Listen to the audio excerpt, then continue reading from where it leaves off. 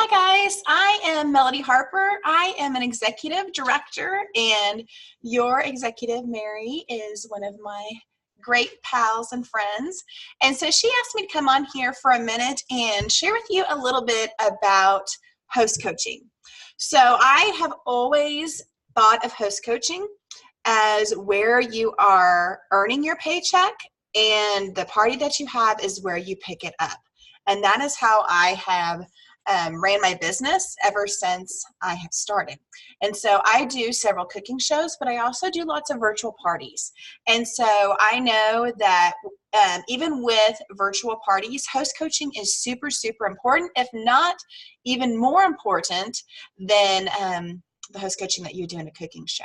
So I want to share with you some of the tips and things that I do with my hosts. Now, I know that everyone does host coaching a little bit different, but I actually pick up the phone and I do call each and every one of my hosts. You know, whether you decide to do that by texting or calling or, Facebook messaging, that's really your choice. But I ask them from the beginning, I let them know that I just want to have one 10-minute phone call with them, and the rest can be done through text or Facebook message or whatever method they prefer to stay in contact with me. So I have that one phone call, and here are some of the things that I do on the phone call. First, I ask them, here are a couple times that I have this week to chat with you. It's only going to take about 10 minutes. Which one of these times would work best for you? And so I get them on the phone, and I let them know that I'm going to be sending them a graphic that they can add to their Facebook wall to see who is interested in actually being invited to the party before they start sending out those personal messages. So I send them a graphic, and they get to post it to their wall, excitement about having this Pampered Chef party. So that's the first thing I do. Now, I also let them know that they're going to invite I usually do between 100 to 125 guests, and I tell them that we want to over-invite, so we get about 25 to 30 that are actually participating, and you can see are actively involved in the party. So after the first couple days, I do 2 days of pre-party posts, and so I let them know that I'm going to use those 2 days to kind of see where our participation is, because I do groups, and so I can see, how many people have actually seen it. And if I don't really feel like a lot have seen it, I will let them know that now we're going to take the opportunity to send some private messages to at least 40 people, because if they've invited 100 to 125 people, they may not want to, message every single one of those.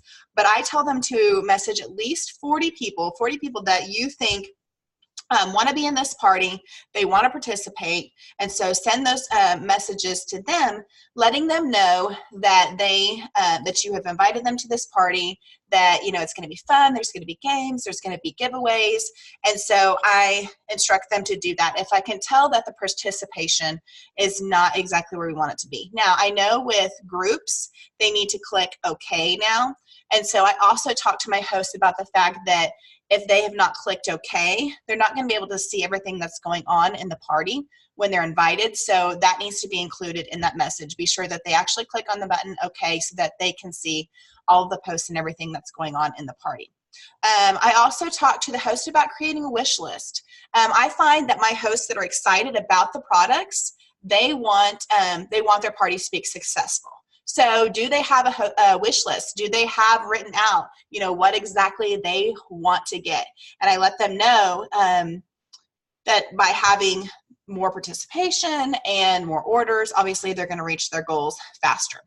So I think that is super, super important, is having them have a wish list and knowing exactly what they want from this party.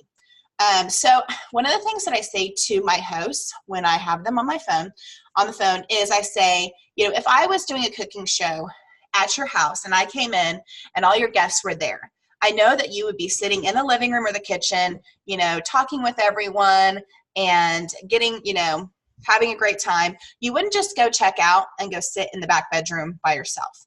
So I kind of look at this virtual party the same way. Any interaction that your host has where they are tagging people in the posts, or they are posting their own videos. My host that I actually talked to last night, we're doing a breakfast day today in her party, and she said, you know, I have that ceramic egg cooker. I think I will post about how much I love it and what I make in it and take some pictures. Great. That's exactly the kind of stuff that we want. You know, I talked to them about how at least once a day, I give them something to post, or they can come up with something like she did herself to post in the party. And I tell them that it is important that you're just not clicking like, that you're actually commenting, because the guests need to see that your hosts are participating, and they also will get notifications if that host is actually posting in the comments, you know, tagging people.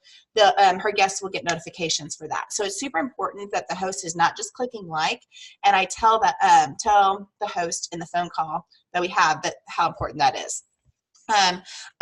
So also, I tell them that our goal is to get 3 bookings from this party, you know, and tell her or him to be thinking about 3 people that are interested and that they think, you know, maybe they'd love to cook, maybe they don't like to cook, maybe they are kind of the party person or whatever, to be thinking just through a few of their friends who they think may be interested in hosting a party, and letting them know that everyone that books a party, they get a half price item from that party. So it's important that your host knows that they are going to be getting something from their friend's party if they do book. So every single time I end the call with letting them know that in the packet, because when I make this phone call, I make sure that the host already has a packet. They've already seen the opportunity brochure that I put in there. And so I asked them, you know, if they saw that opportunity brochure, if they have ever thought about doing something like Pampered Chef. And so I dropped that little, just that little piece, you know, and on the phone call. And then I drop it at least 4 more times throughout the party. I know that you probably have heard from Mary about 5 times with every host. So I drop it on the first phone call. I'm watching them throughout the week. If they, you know, do an amazing job, I'm letting them know how awesome they are as a host. I could really see them doing something like Pampered Chef, you know, just dropping those little comments to them throughout the party, and then letting them know about the kit credit, the being able to use some of their free towards their kit, and then finally asking them if this is something that they can see, you know, themselves doing, and letting them know anything else that they have questions with, and answering any questions. So I always end with that because I want to know kind of from the beginning what their feelings are about Pampered Chef. And then if they flat out tell me no, that doesn't mean that I'm not going to say anything else to them. Because some hosts will tell me no in the beginning, and then as they get through their party, they're like, wow, there's just a lot of stuff that I want. Or you're right, that quick cooker, which you definitely should be mentioning the quick cooker to them, because they can get that free as a new consultant this month. And so I'm going to be talking about that quick cooker, you know, and as they see, you know, maybe they're like, you know, I actually think I could do something like this when they see the process of the party, or maybe they see how excited their friends are about the products. So just be sure that that is something that you're mentioning to them at the beginning and throughout the whole party as they are doing the party with you. So I hope that some of these tips help. I do this with every single host that I have, and I know that my parties are successful because of the communication that I have and the expectation that I set from the very beginning. So I hope some of these tips help you guys. See you later.